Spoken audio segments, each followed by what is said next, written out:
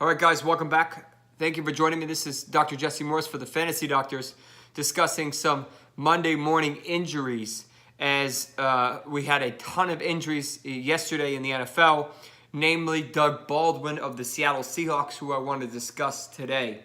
So what happened exactly with Doug Baldwin? So let me kind of jot down in my cheat sheet here.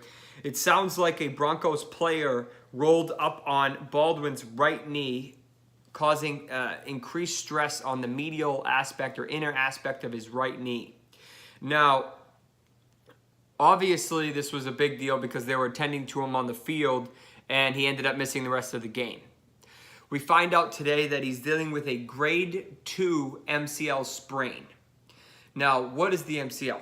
The MCL is a ligament that runs vertically from just above the knee, on the inner aspect of your knee, past the knee and just below the knee joint on the inner aspect. And basically what it does is it helps to keep the knee stable medially and allows prevents the knee from collapsing inward. Now, obviously this is really important for a wide receiver, especially of his caliber, because this is important in cutting mechanism. In order to be able to stop and start and cut, you need that ligament, the MCL, to really be able to kind of hold on tightly and ask your body to do what it needs to do. Now, obviously, this is concerning because Baldwin was already banged up with a knee injury, and unfortunately, or fortunately, depending on how you look at it, that was actually his other knee. So his left knee was the one he had chronic issues with his knee, and he's saying he was going to only be 85% for the rest of the year. When I hear that, I think of meniscal injuries or some wear and tear arthritis, that there's only so much you can do in the short term. And so what can they do in terms of this MCL sprain?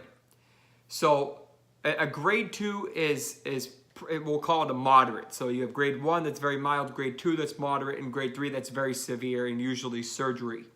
So grade 2s usually do not require surgery, but they are quite severe in that there's a lot of swelling, there's a lot of edema, there's a lot of pain associated with this, and it takes time for this stuff to heal.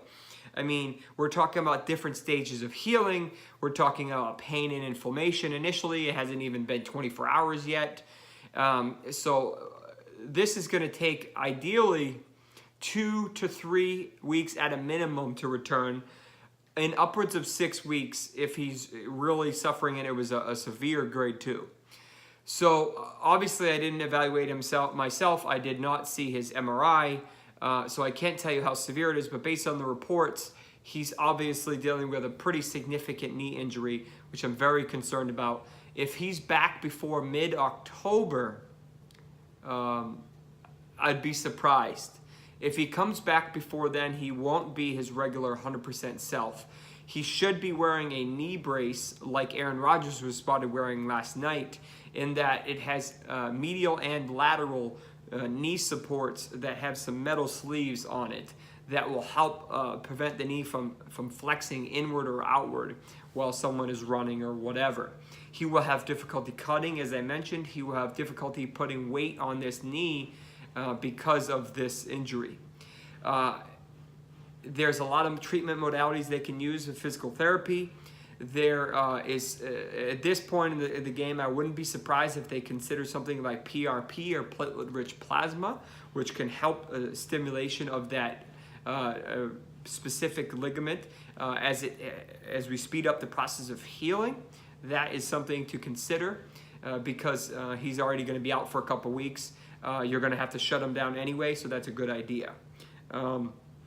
What about his left knee, though? Can we utilize this time with this acute right knee injury to address his left knee injury? That's something that the Seahawks training staff will have to determine whether or not that's something that they should consider doing.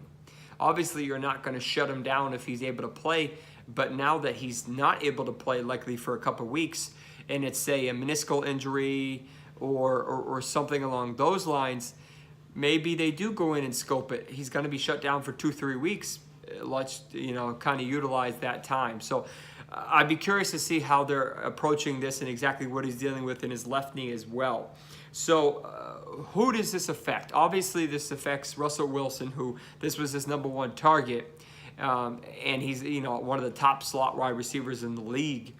But also Brandon Marshall caught a touchdown yesterday. He will get an uptick in targets. Tyler Lockett, who just signed a pretty impressive deal, considering he will see an uptick in targets. And then no-name Will Dissly, I believe is how it's pronounced, I believe is technically classified as a tight end, had a very impressive day yesterday, may end up showing up.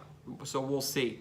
But those are who I expect. Chris Carson may get a little more looks, but I'm not a big fan of that backfield because of just how it played out last night with snap count and efficiency and whatnot. But I expect Doug Baldwin to be out at least 2 to 3 weeks, upwards of 6 weeks, depending on how severe this grade 2 MCL sprain is and if there's anything else going on in that knee in addition to this. So that's all I have for you. This is Dr. Jesse Morse. Do me a favor and subscribe to this podcast. If you're on YouTube, click the subscribe button and the little bell next to it to hear all the updates. Check out my other podcast, which is the Fantasy Doctors podcast, where we cover injuries more of an overview and not this much depth. Check out the Fantasy Doctors website and the Fantasy Dose, which is a pretty cool analytics piece as well. All right, take care. We'll talk to you soon.